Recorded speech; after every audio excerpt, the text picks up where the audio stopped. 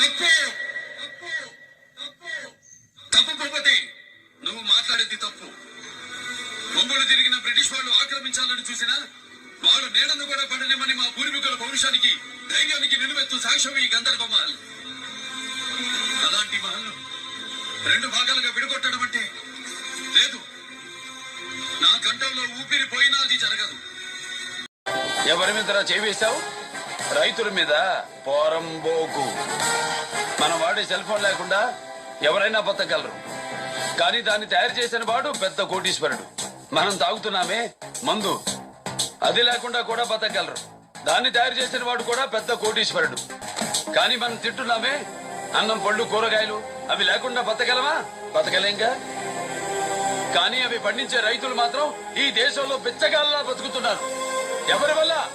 నీలాంటి కుక్కల వల్ల.